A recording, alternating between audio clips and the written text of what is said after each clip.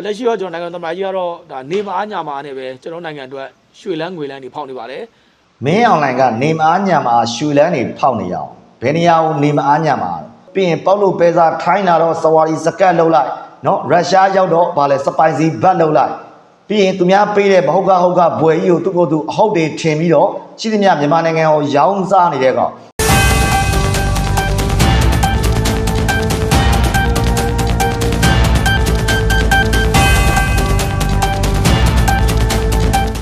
အားလုံးပဲမင်္ဂလာပါဗျကျွန်တော်ဒီနေ့ကတော့ဒါဩဂတ်စ်လ21ရက်နေ့2026ခုနှစ်ဖြစ်ပါတယ်အဲ့တော့ကျွန်တော်တို့ထုံးစံတိုင်းပဲရရှိထားတဲ့ထူးခြားဖြစ်စဉ်သတင်းတွေနဲ့အဲ့သတင်းတွေဘောကိုပြန်လဲသုံးသပ်ချက်တွေကိုတင်ပြသွားမှာဖြစ်ပါတယ်ဗျအဲ့တော့ကျွန်တော်ပထမဦးဆုံးပြောချင်တာကတော့ဒီဒါ2021အာဏာသိမ်းပြီးနောက်ပိုင်းတွေကကျွန်တော်တို့စစ်တပ်ကဒါအာဏာသိမ်းနောက်ပိုင်းကျွန်တော်တို့ငြိမ်းချမ်းစွာဆန္ဒပြတာတွေကိုဒါသူတို့ကိုယ်တိုင်စတင်ပြီးတော့ပြစ်ခတ်မှုတွေလုပ်ခဲ့တာအားလုံးသိပါအဲ့ဒီနောက်ပိုင်းမှာတော့မခံမရက်နိုင်တဲ့ပြည်သူလူထုတချို့ကျွန်တော်တို့ကျောင်းသားလူငယ်တွေပါတယ်အသိပညာရှင်အတတ်ပညာရှင်တွေပါသလိုတကယ်ကျွန်တော်တို့ဒါဆရာဝန်တွေအင်ဂျင်နီယာတွေဒါပညာသင်ကြားပေးနေတဲ့ဆရာဆရာမတွေတချို့တူနာပြုတွေပါမယ်ရှေ့နေတွေပါမယ်သင်္ဘောသားတွေပါမယ်ဒါဘက်ပေါင်းစုံဒေတာပေါင်းစုံကယာရုပေါင်းစုံမှာရောက်ရှိနေတဲ့ဒါကျွန်တော်အသိပညာရှင်အတတ်ပညာရှင်လို့ကျွန်တော်ပြောတာကအကုန်လုံးပါလို့ပါဗျကျောင်းသားကျောင်းသူတွေကအစပေါ့နော်နေရတကာမှာဒါကျွန်တော်တွန်းလှန်ဒီကာကွယ်ဖို့အတွက်ကိုစိတ်ဆန္ဒတွေပြင်းပြလာကြတယ်။ဘာကြောင့်လဲဆိုတော့ငြိမ်းချမ်းစွာဆန္ဒပြတာကိုသူတို့ဘက်ကစတင်ပြစ်ခတ်မှုတွေလုပ်ပြီးတော့ကျွန်တော်တို့ဒါဖန်စီနှိပ်စက်တာတွေအကြမ်းဖက်တာတွေသူတို့လုပ်ခဲ့တယ်။လက်ရှိအချိန်ဒီလဲကျွန်တော်နိုင်ငံရေးအကျဉ်းသူအကျဉ်းသားဆိုပြီးတော့သူတို့တွေဖန်စီထောင်ချတာလူပေါင်းတောင်းတဲ့ချီရှိပါတယ်။သူတို့ကြောင့်ဒါပြေးလွှားနေရတဲ့စစ်ဘေးရှောင်ပြည်သူတွေဆိုလဲတန်ခမ်းအထိရောက်ရှိနေပါပြီဗျ။ဆိုလိုချင်တာကတော့ပြည်သူတွေရဲ့ဒုက္ခက2021သူအာဏာသိမ်းလိုက်တဲ့နောက်ပိုင်းကတည်းကသူဆိုတာကတော့စစ်ကောင်းဆောင်မင်းအောင်လှိုင်ကိုဆိုလိုခြင်းဖြစ်ပါတယ်เนาะသူတို့အာဏာသိမ်းလိုက်တဲ့နောက်ပိုင်းကတည်းကကျွန်တော်လက်ရှိအချိန်ထိဒါ9နှစ်ကျော်6နှစ်တာကာလကိုရောက်ရှိလာခဲ့တဲ့အချိန်ထိနေရာဒေသအပြည့်ပေါ့เนาะကျွန်တော်နိုင်ငံတဝန်းလုံးမှာရှိတဲ့ပြည်သူတွေမှာဒါမြို့ရွာတွေကျေးရွာတွေရပ်ကွက်တွေပါမချမ်းဒုက္ခအတော်ကိုရောက်ရှိနေရပါတယ်လက်ရှိဆိုလဲသူဒါစစ်မှုထမ်းပြဿနာကြောင့်နေရာပေါင်းစုံမှာဒုက္ခတွေရောက်ရှိနေတာကျွန်တော်မျက်မြင်သက်သေပါပဲဗျဒါပေမဲ့သူတို့ဘက်ကတော့ကျွန်တော်တို့ပြန်ပြီးတော့ဒါလုံးဝငြင်းငြင်းသောဆန္ဒပြရနေမှာလက်နက်ကင်လာတဲ့ကျွန်တော်တို့ဒါပြည်သူ့ကာကွယ်ရေးတပ်ဖွဲ့တွေเนาะကျွန်တော်တို့ဒါပြည်သူ့ကာကွယ်ရေးဖွဲ့ကျွန်တော် PDF လည်းပြောလို့ရတယ်ပကပလည်းပြောလို့ရတယ်ဗျတချို့ဆို local PDF တွေပါမယ်เนาะနောက်တစ်ခါကျွန်တော်ဒီအမျိုးသားညီညွတ်ရေးဆိုရ ING ရဲ့ဒါလက်အောက် Ministry of Defense မှာရှိတဲ့တရင်တပ်ဖွဲ့တွေကိုသူတို့ကပြန်လည်ပြီးတော့အကြမ်းဖက်လို့သုံးနှုံးကြပါတယ်ဗျအဲ့တော့ကျွန်တော်အရင်ဆုံးပြောပြခြင်းတဲ့သတင်းလေးကတော့ဘယ်နေ့ဘယ်ရွေးရရဲမဟုတ်ပါဘူးသူတို့ကိုယ်တိုင်အကြမ်းဖက်လို့ခေါင်းစဉ်တက်ခံထားရတဲ့ပြည်သူကာကွယ်ရေးတပ်မတော်ကတပ်မတော်သားတွေဆိုတာပြည်သူကိုမိဘလို့ဆက်ဆံပြီးတော့သူတို့ကိုယ်တိုင်ပေါ့နော်ဒါနိုင်ငံတော်ကာကွယ်တယ်ဆိုတဲ့အကြမ်းဖက်စစ်တပ်ကတော့ပြည်သူကိုရန်သူလို့ဆက်ဆံနေတဲ့အကြောင်းလေးကိုကျွန်တော်ပြောပြခြင်းတာပါအဲ့တော့သူတို့တကယ်လုပ်နေတာကဒီဖက်စစ်စစ်တပ်ဆိုတာတိုင်းပြည်နဲ့နိုင်ငံတော်မဟုတ်ဘဲနဲ့သူတို့ရဲ့မိသားစုတစုနဲ့အာဏာရှင်ခေါင်းဆောင်တွေကောင်းစားရေးကိုလာသူတို့လှုပ်ဆောင်နေတာဖြစ်ပါတယ်ဒီဗီဒီယိုလေးကတော့ဒါပြည်သူ့ကာကွယ်ရေးတပ်ဖွဲ့တွေစစ်ကြောင်းထွန်ရင်းနဲ့လမ်းဘေးမှာလဲကျနေတဲ့အဖွားအိုကိုဒါတေချာမေးမြန်းကူညီနေတဲ့ဗီဒီယိုဖိုင်လေးပဲဖြစ်ပါတယ်ဗျဒီဗီဒီယိုဖိုင်လေးကိုကျွန်တော်တို့ကြည့်လိုက်ကြရအောင်ဗျအားရဟုတ်ပါမယ်ရမေးခမင်းကြည့်ရတာနော်ရကောင်းနေနော်ကြောက်ပါဘူးဟုတ်ပါဒီရမယ်ဖိုက်ဟုတ်လေးနဲ့ထားလိုက်ပါဟုတ်တယ်ဘာပါလဲဒီမှာပါရမင်းကြည့်ရတာနော်တော်လို့ဆိုင်ကြည့်တယ်မှာလည်းဆိုင်ကြည့်ကျတော့ပြဘုံမနေနဲ့ဟုတ်တယ်နော်ဒါရရတယ်ဒီတောင်းနေပြီတော့ဆုံးနေပုံကြီးရတယ်အမေကျွန်တော်ဒီတယောက်လောက်လိုက်ချင်တာတို့ကောင်ဒီကြီးတယ်ဟမ်ဒီနောက်ကလိုက်ပါမယ်ဒီကမင်းသေးတယ်ဒီကောင်လည်းမဟုတ်ရှိမင်းကမဟုတ်ကောင်ဒီညက်တောင်းနေဒီတော့ပါမင်းအဲ့ပဲနေပါဆွေးတာဒီလိုလောက်ဆောင်းနေတယ်ဆောင်းဒီရောအမို့ဒါဆောင်းဝင်ချလိုက်ဆောင်းနေတယ်မှာဆွေးချလိုက်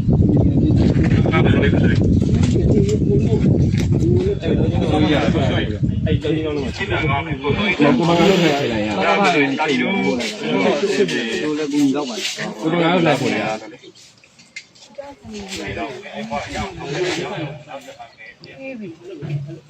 ဒါစစ်ကြောင်းလို့ထင်တယ် မနားမလဲဘူးဆရာ ဟိုကမေးကျွန်တော်တို့လူတွေတွေ့လေဒီမှာ နော်ဘာစစ်ကြောင်းလို့ထင်လဲလို့အမေကြီးမေးတဲ့အချိန်ပါဆိုရင်အမေကြီးကအဲ့ဒါတွေနားမလည်ဘူးပေါ့နော်ဒါပေမဲ့အစောပိုင်းတော့လည်းသူကြောက်လာပါညာဆိုလည်းမကြောက်တော့မကြောက်ပါဘူးပေါ့ဒါပေမဲ့ဒီနေရာမှာဒါစစ်ကွေးစစ်တက်ဆိုရင်တော့ဒီလိုမြင်ကွင်းတွေကိုကျွန်တော်မြင်တွေ့ရမှာမဟုတ်တာကျင်းသေးပါတယ်ဗျကျွန်တော်ဆက်ကြည့်လိုက်ရအောင် ဟုတ်လေအရင်လေးရတယ် ရဲတွေရောကျွန်တော်ကတော့တွေ့ရတော့ခဲ့ကျွန်တော်ပဲလေ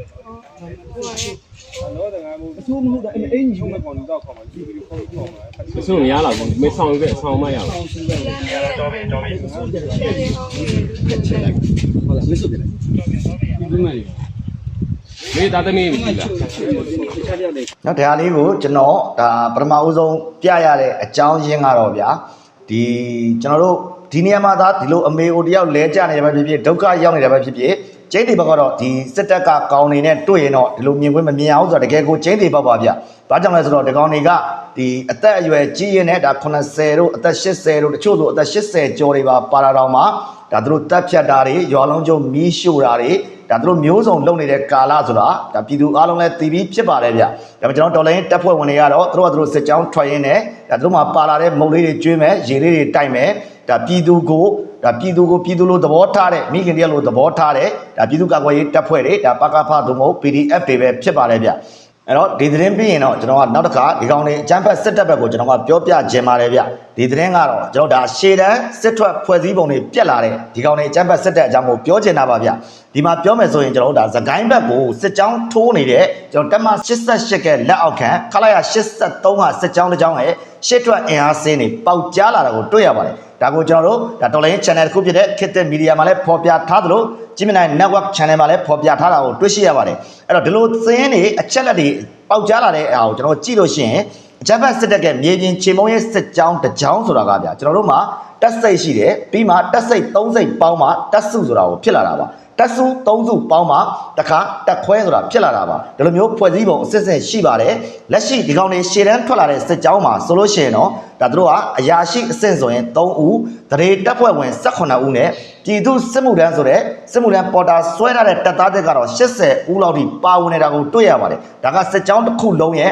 အင်အား80ရာခိုင်နှုန်းလောက်ကဒါလေ့ကျင့်ရေးမပြည့်ဝသေးတဲ့တပ်သားတွေဆိုတဲ့ပြည်သူစစ်မှုထမ်းအနေနဲ့ပါဝါတဲ့သူတွေသာဆိုတာကျွန်တော်တို့ကဒါသိတာမြင်သာပါတယ်ဗျအဲ့တော့ဒီလိုဖွဲ့စည်းပုံနဲ့ဒါဟိုပြည်သူစစ်တွေကိုအားကိုးနဲ့80ရာခိုင်နှုန်းကအားကိုးပြီးထွက်လာတဲ့စစ်ကြောင်းကမှဒါရှေ့ထွက်ဒီသူတို့စစ်အင်အားဖွဲ့စည်းပုံပျက်စီးတာမဟုတ်ရင်ကျွန်တော်တို့ကဘာကိုသွားပြီးတော့ပြောရတော့မလဲဗျအဲ့တော့ကျွန်တော်တို့ကပုံမှန်ဖွဲ့စည်းပုံကိုကျွန်တော်ခုနအစောပိုင်းပြောသလိုပဲဒါစစ်တပ်ကဖွဲ့စည်းပုံရဆိုရင်တက်စိတ်တစ်စိတ်မှာအနည်းဆုံး9ယောက်ကနေ17ယောက်ထိပါပါတယ်ကျွန်တော်ခံမှန်းချေ10ယောက်လောက်ပဲထားပါတက်စိတ်3စိတ်ပေါင်းမှတက်စုတစုဖြစ်တာပါတက်စုတစုမှာဆိုရင်အင်အားက90လောက်ရှိရပါမယ်ဒါတော့မှကျွန်တော်တက်စိတ်မှုတို့ဒုတက်စိတ်မှုဒါတက်စုမှုတို့ဒုတက်စုမှုတို့ပါဝါမယ်ဆိုလို့ရှိရင်နောက်တစ်ခါကျွန်တော်တို့ဒါကျမ်းမာရေးစိတ်သက်သားတွေပါမယ်ဆိုရင်ဒါကျွန်တော်ဒီပြောမယ်ဆိုရင်ဗျာတက်စုတစုကအနည်းဆုံးအင်အား90ကနေ100ဝန်းကျင်လောက်ကြတော့ရှိသင့်ပါတယ်ဗျဒါလိုမျိုးပုံမှန်အင်အားရှိရမယ်ဟာမှာတော့ဒီကောင်တွေမှာဆိုလို့ရှိရင်အခုလုံးဝ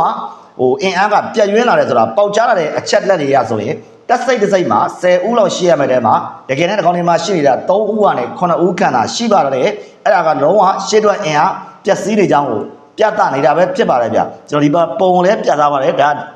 ါဒီကဒီလေးတယောက်ဂျင်မနာ network မှာရေးထားတဲ့ပုံမှန်စစ်တပ်ဖွဲ့စည်းပုံနဲ့ပေါက်ကြားလာတဲ့အချက်လက်ဖွဲ့စည်းပုံတွေအကြောင်းကိုအကြမ်းမြင်သူ AI နဲ့ဖော်ပြထားတဲ့ပုံပဲဖြစ်ပါတယ်ဗျအဲ့တော့နောက်တစ်ခါကျွန်တော်စောကပြောသလိုပဲဒီမှာဆိုလဲပြထားပါတယ်ကျွန်တော်တိုက်ပွဲတွေမှာအရေးပါတယ်ဒါစိတ်သက်သားတွေစိတ်မှုတွေဆိုတော့ပါဝင်လာခြင်းမတွေ့ရတော့ပါဘူးအဲ့လိုမတွေ့ရတဲ့အတွက်စစ်တိုက်တယ်ဆိုတော့ထိခိုက်တရားရမှာပဲအဲ့တို့ကထိခိုက်တရားရတဲ့သူတွေကိုတိုက်ပွဲထဲမှာပဲစွန့်ပစ်ခဲ့တဲ့အခြေအနေဖြစ်နေပါတယ်ဗျနောက်တစ်ချက်ကတော့စစ်ကြောင်းမှုဆိုတာကကျွန်တော်တို့ဒုတက်ရင်မှုနဲ့ဗိုလ်မှုတူတို့ပါဝင်ပြီးတော့တက်ခွဲမှုတွေနေရာမှာဆိုရင်လည်းအခုလက်ရှိမှာတင်နန်းစင်ငါစားဆိုတဲ့တို့ DSC ရစင်းနဲ့တပွင့်ပဲတင်ထားတဲ့ဒုဗိုလ်အဆင့်အရာရှိတွေသာဖြစ်ပါတယ်ဗျကျွန်တော်တို့ပုံမှန်စဖို့စစ်စုဖွဲ့မှုကိုကြည့်လို့ရှိရင်တော့ဗျ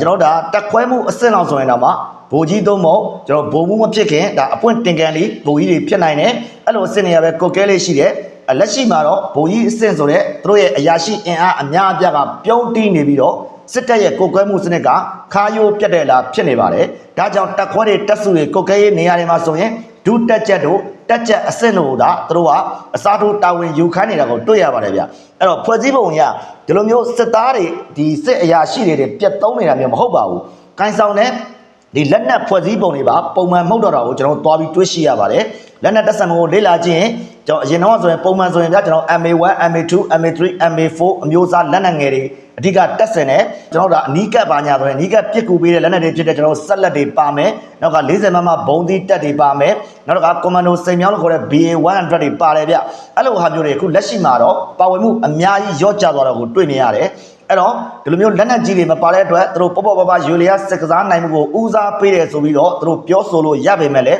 လက်တွေ့လက်နက်ငယ်ပြစ်အားကိုအသုံးပြုပြီးတော့လူအင်အားနဲ့သာတက်လုံးနေတဲ့ကျွန်တော်တမယိုးကြဗျာပြောရင်တော့ဟိုလူသားတိုင်းလို့လည်းပြောလို့ရတယ်ပြည်သူစစ်တွေကိုလူသားတိုင်းလုပ်မယ်ဒါသူတို့တမယိုးကြလူလိုင်းဆိုတဲ့ဟိုလူတွေမှလှိုင်းလုံးလိုက်တက်ပြီးတော့ဗျာအသေးခံနဲ့ဟိုးရှေးရိုးကြနီးပေါ့ဗျာ human wave စစ်စင်ရေး viewer ကိုဒါသုံးနေခြင်းဖြစ်ပါတယ်ဒါကတော့ဒီ viewer ဆိုတာကလူအသက်ကိုဗราဏာမထားတန်ဖိုးမထားပဲနဲ့တက်သားတစ်တွေကိုအဲ့ဒါရင်းပြီးတော့ဗျာသူတို့ဒီအသက်လူပြီးတော့မှနယ်မြေတွေကိုရယူတော့တယ်ကျွန်တော်ဟိုးခေတ်ဒုတိယကမ္ဘာစစ်လောက်ကဂျပန်တွေသုံးခဲ့တဲ့ခင်မမီတော့တဲ့စနီး viewer ပဲဖြစ်ပါတယ်အဲ့ဒီစနီး viewer မျိုးကိုလက်ရှိဒီစကားစားစစ်ခွေးတွေကကျင့်သုံးနေတာပါဒါကသူတို့မှလူအင်အားကောလက်နက်အင်အားကောပြုံးတီးနေတဲ့အတွက်ကြောင့်မို့လို့ပြည်သူစစ်တွေကိုမတရားပေါ်တာဆွဲဖမ်းဆီးပြီးတော့ဒီလိုတွေသုံးဆွဲနေခြင်းဖြစ်ပါတယ်ဗျနောက်တစ်ချက်ကတော့ဒီလိုထိတ်တန်းလက်ဝက်အဆင့်သတ်မှတ်ထားတဲ့စစ်တီတူးချင်းစီရဲ့ကျွန်တော်ကိုပိုင်နံပါတ်တွေတခါတို့ရဲ့အမည်တွေယာရုတွေနဲ့တို့ယူရတဲ့တာဝန်တွေလက်နက်နံပါတ်တွေပါပေါက်ကြားသွားတယ်ဆိုတော့ဒါစစ်တပ်ကသတင်းအချက်လက်လုံခြုံရေးကျွန်တော် operational system တစ်ခုလုံးမှာပျက်စီးနေတာကိုလည်း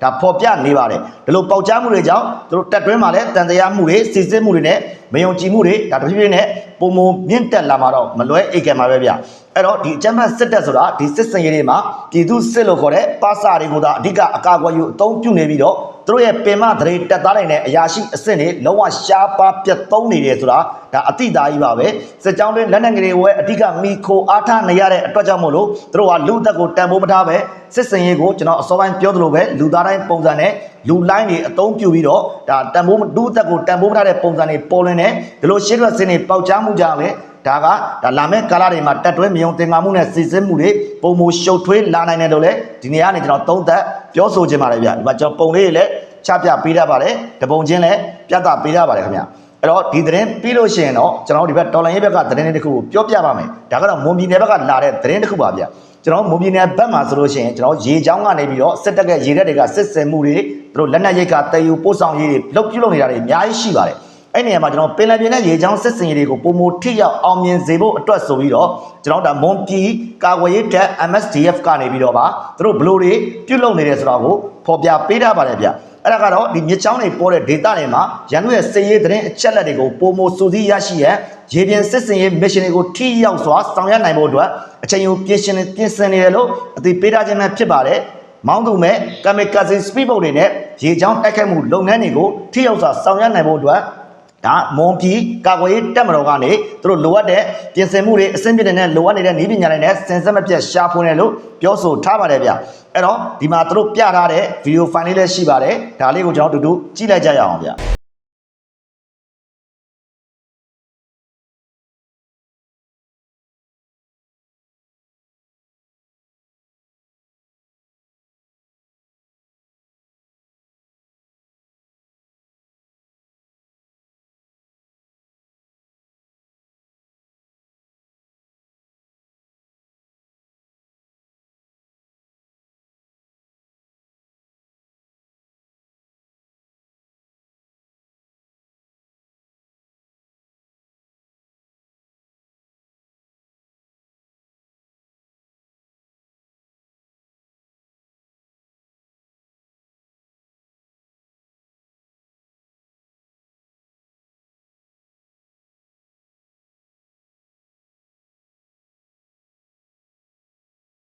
ကျွန်တော်ဒီနေရာမှာကြည့်ရင်ဗျာသူတို့တေချာကိုမျိုးစုံစမ်းတက်နေတာကိုတွေ့ရတယ်ကျွန်တော်ပထမဒီကမီကစီအသေးခ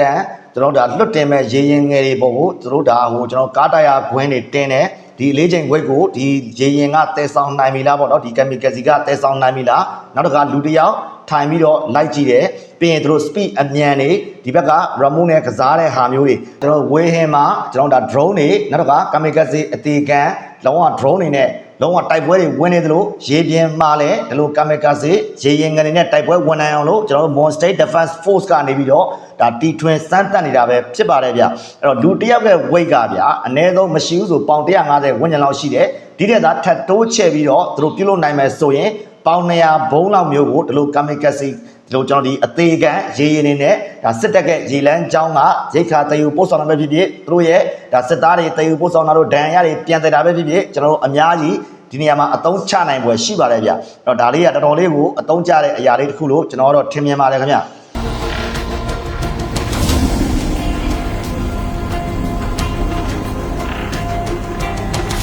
ျကျွန်တော်တည်သွားနိုင်တဲ့ဘုံရဲ့ပမာဏကလည်းမနည်းဘူးเนาะကျွန်တော်ခုနကပြောတဲ့အတိုင်းပဲသူတို့ထပ်မံတိုးချဲ့ပြီးတော့တီထွင်နိုင်လို့ရှိရင်ဒါပေါင်200လောက်အနည်းဆုံးကိုဒီကမ်မီကာစီရေရင်တွေကတည်ဆောင်သွားနိုင်မယ်လို့ထင်ပါတယ်ဗ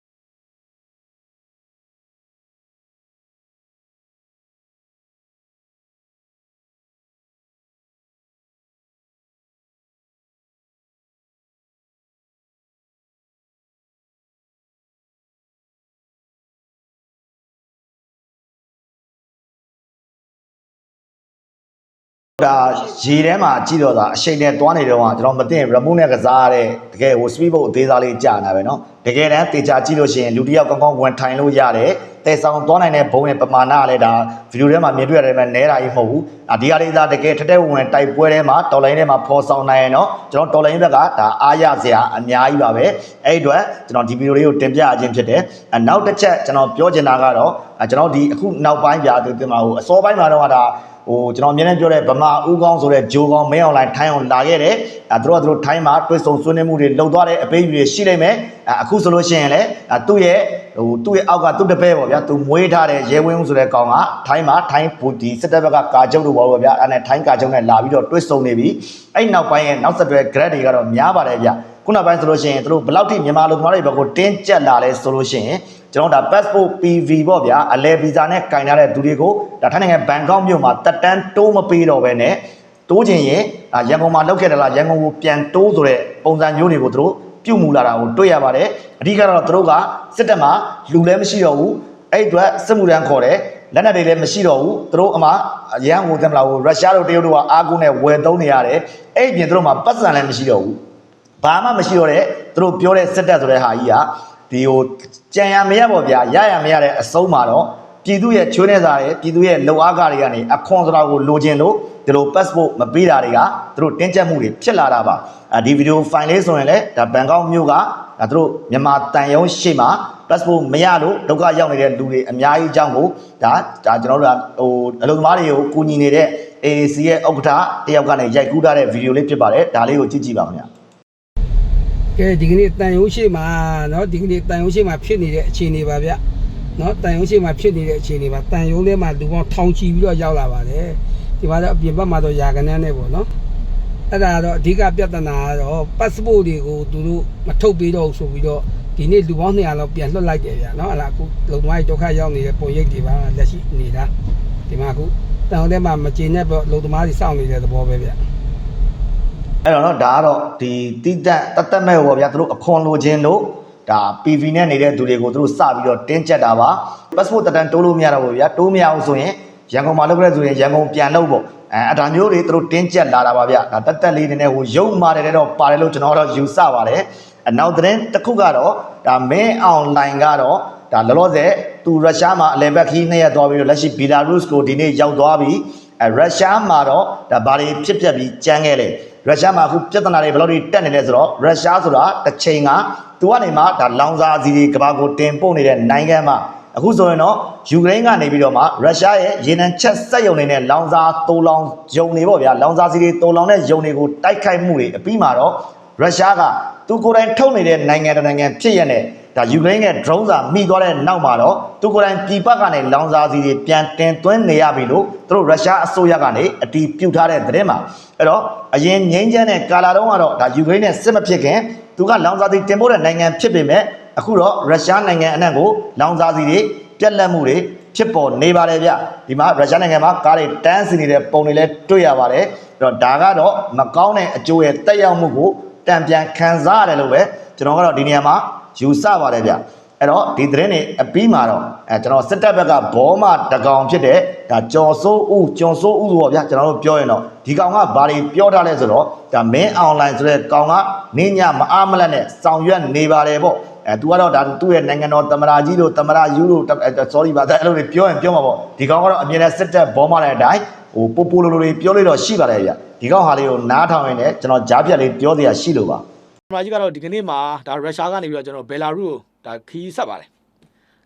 ယ်ကျွန်တော်တို့ဘယ်လာရုစ်ကမြန်မာနိုင်ငံအတွက်တကယ်မိတ်ဆွေကောင်းပါမြန်မာနိုင်ငံကိုဒါအစောဆုံးတနည်းအားဖြင့်ကျွန်တော်တို့နိုင်ငံတော်သမ္မတကြီးဦးမင်းအောင်လှိုင်စပြီးတော့နိုင်ငံတော်သမ္မတတာဝန်ထမ်းဆောင်တဲ့အချိန်ပြီးနောက်ဒါမြန်မာနိုင်ငံကိုအစောဆုံးရောက်ရှိလာတဲ့ဒါနိုင်ငံတစ်ခုဖြစ်ပါတယ်အဲ့တော့ဘယ်လာရုစ်နဲ့မြန်မာရဲ့ဆက်ဆံရေးကတော့တကယ်ကိုနိုင်ဆိုင်ရှိပါတယ် ဗီလာရုကတကယ်မိတ်ဆွေကောင်းမှပြောရအောင်ဘယ်နှခုနှစ်ကစပြီးတော့တန်တမန်တီဆောက်တာလဲဆိုတော့ဒီကောင်အရင်လေ့လာတဲ့ဗီလာရုဆိုတာရုရှားအောက်ကထိန်းချုပ်ခံနိုင်ငံတစ်နိုင်ငံပြီးတော့သူ့နိုင်ငံနဲ့သူ့ကိုလုံးဝသူလည်းအာဏာသိမ်းထားတာပဲလက်ရှိဗီလာရုသမ္မတဆိုတဲ့ကောင်ကတချို့သူ့နိုင်ငံကပြည်သူတော်မှသူ့ကိုကျင်နေကြတာမဟုတ်ဘူးဒီလိုနိုင်ငံကမြန်မာကိုဆက်ဆံနေဆိုတာကလည်းအရေးလုံးပြီးဆက်ဆံတာမဟုတ်ဘူးဗျသူတို့အကျိုးရှိလို့ဒါရှင်းလေးပဲနော်ရုရှားလက်အောက်ကနိုင်ငံလက်အောက်လက်ဝေခံနိုင်ငံတွေတော်တော်များများကရုရှားနဲ့စောက်ကျင်တူပဲဗျ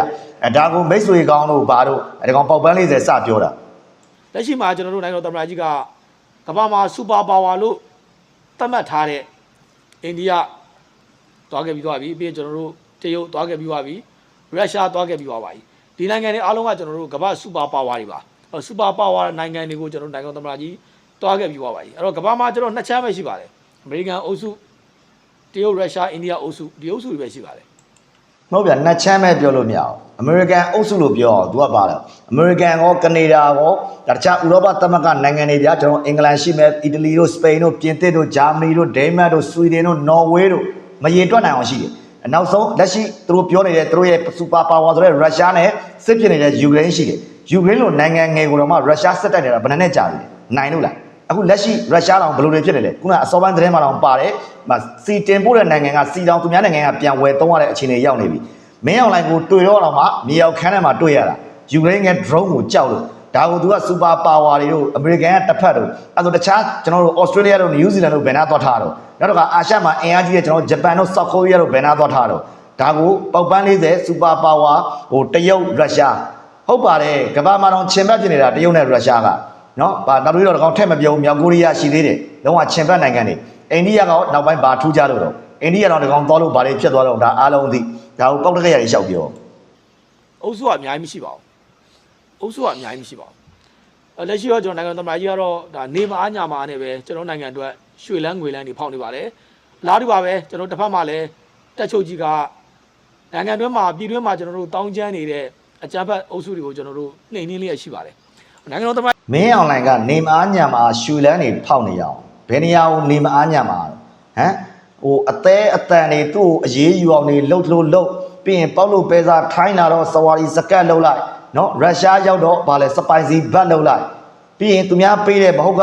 ဘွယ်ကြီးကိုသူ့ကိုယ်သူအဟုတ်တွေထင်ပြီးတော့ရှိသမျှမြန်မာနိုင်ငံကိုရောင်းစားနေတဲ့ကောင်အခုရုရှားရဲ့ယင်းနှိမ့်မြုပ်နှံမှုဒီသူတို့စီးပွားရေးလုပ်ငန်းရှင်တွေလည်းပြောပြီးသားမြန်မာနိုင်ငံမှာသူကအတင်းလာပါဖိတ်ခေါ်တယ်ဟိုကလာမှာသူ့ဟိုကလှုပ်ဖို့လာမှာနော်ရတဲ့အကျိုးမြတ်ကိုသူတို့အရင်ကျေသေးထိအစုရှယ်ယာရှင်အများဆုံးသူတို့ယူมาတဲ့ဒါမျိုးလည်းဒီကောင်ကခေါင်းငိမ်ပြီးခံပါပဲเนาะသူ့ပေါင်းတဲ့သူမရှိတော့သူ့မှာဒီလူတွေကိုပဲသူ့မှာဖေးလို့ပထွေးလို့ခေါ်နေရတဲ့ကောင်အဲ့ဒါကိုဘယ်နေရာမှာနေမညာမှာရှူလန်းငွေလန်းဖောက်နေတယ်တော့နောက်တစ်ခါသူ့လက်အောက်ကကောင်ဖြစ်တဲ့ရဲဝင်းဦးလာတာတော့ဘာထူးလို့တော့ဟမ်သူတို့ရဲ့ဟိုဒါနိုင်ငံနယ်ဆက်ကြားဖြန့်ပါညာကြားဖြန့်ကောင်းတော့တကယ်ဖမ်းကြည့်စစ်တပ်ကဗိုလ်ချုပ်တွေလွတ်မယ်ထင်လို့လားပြောပြရင်အများကြီးပဲရှိတယ်ဒီကောင်ပြောတာပဲကျွန်တော်စံနာထောင်ကြည့်အောင်နိုင်ငံတော်သမ္မတကြီးကတော့တစ်ဖက်မှာကျွန်တော်တန်ခင်းတမန်ခင်းတွေအားကောင်းလာဖို့နိုင်ငံစီးပွားရေးတွေနိုင်ငံရင်းနှီးမြှုပ်နှံမှုတွေအားကောင်းလာဖို့ကျွန်တော်တို့နေညမပြတ်အပင်ပန်းခံပြီးကျွန်တော်ဆောင်ရွက်နေတယ်လို့ပါပဲတစ်ဖက်မှာကျွန်တော်တို့ဒါတက်ချုပ်ကြီးကလည်းပြည်တွင်းမှာထကြွတောင်းကျမ်းနေတဲ့အကြမ်းဖက်အုပ်စုတွေကိုကျွန်တော်တို့နေနေလေးရရှိပါတယ်ဒါတော့ကျွန်တော်မနေနေလို့မရဘူးအကြမ်းဖက်အုပ်စုတွေရှိနေတယ်များကျွန်တော်တို့ဘာစီမံကိန်းမှလုပ်လို့ရမှာလည်းမဟုတ်ဘူးဘာမှကျွန်တော်တိဆောက်ရေးလုပ်ငန်းလည်းဘာမှလုပ်လို့မရဘူးအကြမ်းဖက်ကိုမနေနေမဲ့နဲ့တော့ကျွန်တော်တိုင်းပြည်တိဆောက်လို့မရဘူးပြည်တွင်းမှာစူပူနေတဲ့အကြမ်းဖက်အုပ်စုတွေကိုကျွန်တော်တို့ကမနေနေမဲ့နဲ့ကျွန်တော်တို့နိုင်ငံတော်ရဲ့ empire တိဆောက်လို့မရဘူး မာအင်ပါယာ ဒီနေရာမှာကျွန်တော်တစ်ချက်ထပ်ပြောချင်သေးတယ်ရဲဝင်းမှုကလည်းနေမညမှာဗာပြည်တွင်းအကြမ်းဖက်တွေကိုနှိမ်နေတယ်ဒီကောင်ကြော်စိုးပြောတဲ့ပြည်တွင်းအကြမ်းဖက်ဆိုတာဘာကိုပြောတာလဲကျွန်တော် KIA လား AA လား KNU KNL လားတခါ KNDF လားဟမ်နောက်တစ်ခါကျွန်တော် PDF လားဟမ်အတိုင်းအနေနဲ့မှာဘာကြောင့်ဒီလိုစူပူအောင်ကြွမှုတွေဖြစ်လာတာလဲဘာကြောင့်လက်နက်တွေကင်ပြီးတော့ဒီမင်းအောင်လိုင်းနဲ့ဒီအသုံးကြတဲ့စစ်တပ်ကိုဘာကြောင့်တော်လန်ကြတာလဲဒါအားလုံးအသိပဲအဲ့ဒါကိုဒီအကြမ်းဖက်တွေရှိနေရင်ဟိုနိုင်ငံထူထောင်လို့မရဘူးလို့ဟိုပေါက်ပန်း40ပြတကယ်ပေါက်ပန်း40ပြောတတ်တဲ့စုပြီးရင်ဒီကောင်ကြော်စိုးဦးနဲ့ဟိုကြောင်မျိုးမင်းဆိုတဲ့နှစ်ကောင်တော်တော်ပြိုင်လို့ယူပါမယ်ပေါ့ကျွန်တော်ပြီးခဲ့တဲ့ကာလတွေကကျွန်တော်အင်ပါယာတွေရှိခဲ့တယ်အဲ့ဒီကာလတွေမှာလည်းကျွန်တော်တို့ပြည်တွင်းမှာစုပူမှုတွေဖြစ်တယ်ဒီအခြေအနေမျိုးမှာလည်းကျွန်တော်တို့ဒါကျွန်တော်တို့ရဲ့အဲ့ဒီချိန်တော့ဘယင်းတွေကကျွန်တော်နှိမ်နှင်းပြီးတော့အင်ပါယာကိုတည်ထောင်ခဲ့တယ်ကျွန်တော်တို့ကမ္ဘာအလယ်မှာဝင်ကြွားနိုင်ခဲ့တယ်လက်ရှိမှာလည်းကျွန်တော်ဒီအခြေအနေတွေပြန်ပြီးတော့ရောက်လာနိုင်မှုတကယ်ပေါက်လို့ပဲစကားပြောပြန်ဘာလဲအရင်မြန်မာဘယင်းတွေခက်တောင်မှအင်ပါယာတွေထူထောင်တယ်လို့ဒီလိုပြည်တွင်းကိုနှိမ်နှင်းတယ်လို့ပြီးတော့ကမ္ဘာအလယ်မှာဝင်တယ်လို့ဘယ်နေရာမှာဝင်တယ်လို့ဟိုမှာမဟာဗန္ဓုလာလားအမဝင်တယ်လုံးအားကြီးလို့ဟိုရွှေထီးစောင်းပြီးတော့ပြောင်းတောင်နဲ့တော်တော့ဟိုကစော်ချလိုက်တော့ဘာဖြစ်သွားလဲတော်ကမ္ဘာအလယ်မှာဝင်တယ်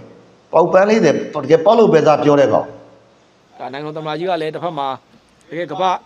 စူပါပါဝါတွေဖြစ်တဲ့အိန္ဒိယတရုတ်ရုရှားနိုင်ငံတွေကိုကျွန်တော်သွားတယ်သွားပြီးတော့ကျွန်တော်တို့နှစ်နိုင်ငံအကျိုးဖြစ်မဲ့ကိစ္စရပ်တွေဆွေးနွေးတယ်ဆောင်ရွက်နေတယ်လက်ရှိမှာလည်းကျွန်တော်ဘီလာရုစ်ကိုဆက်သွားတယ်ပြီးလည်းကျွန်တော်တို့အာဆီယံနိုင်ငံအချို့ကိုဆက်သွားမယ်ပေါ့တစ်ဖက်မှာလည်းကျွန်တော်တို့ဒါတက်ချုပ်ကြီးကလည်းနေမာညမှာပါပဲနေမာညမှာပြည်တွင်းမှာထားကြွတောင်းကျမ်းနေတဲ့ဒါအကြမ်းဖက်အုပ်စုတွေကိုကျွန်တော်တို့တုံ့တင်ရှင်းလင်းလျက်ရှိပါတယ်တောက်လျှောက်ကျွန်တော်တို့ဒီအချိန်နဲ့ဆက်သွားမယ်ဆိုရင်တော့အကြမ်းဖက်အုပ်စုတွေကတဖြည်းဖြည်းရောပါပပြောက်လာမှာပေါ့အဲ့တော့လက်ရှိမှာကျွန်တော်အကြမ်းဖက်အုပ်စုတွေကတော့အင်အားကရှိနေပါသေးတယ်ကျွန်တော်တို့ကနယ်မြေတစ်ခုကိုကျွန်တော်ပြန်သိမ်းတယ်ပေါ့နယ်မြေတစ်ခုကိုပြန်သိမ်းတဲ့အခါမှာဒီ area မှာရှိတဲ့အကြမ်းဖက်အားလုံးကိုကျွန်တော်တုံ့တင်နိုင်တာမဟုတ်ပါဘူးအကြမ်းဖက်ထဲများမှကျွန်တော်အချို့ကိုကျွန်တော်တုံ့တင်နိုင်တယ်အများစုကိုတုံ့တင်နိုင်တယ်တိုးတော့လည်းပဲဒီသူတို့ပြန်ဆုတ်သွားတဲ့အခါမှာသူလက်နက်ခဲနေပါသွားကြတယ်ပေါ့အဲ့တော့ဒီအကုန်လုံးအလုံးစုံတော့ကျွန်တော်တို့နှိမ်နှင်းနိုင်တာတော့မဟုတ်ဘူးလွတ်သွားတဲ့အရာတွေရှိတယ်ဒါတွေကကျွန်တော်တို့နယ်ပယ်စုံမှာရှိတယ်အဲ့တော့ဒီအကြမ်းဖက်အုပ်စုတွေအင်အားကိုကျွန်တော်တဖြည်းဖြည်းရှော့ချတဖြည်းဖြည်းရှော့ချနိုင်မှာဖြစ်ပါတယ်အဲ့ရှော့ချနဲ့ပပြောင်းမှာပေါ့ဗျာဒီလိုအခြေအနေတော့ရှိတယ်အချိန်တော့ကျွန်တော်ယူအောင်မယ်အဲ့တော့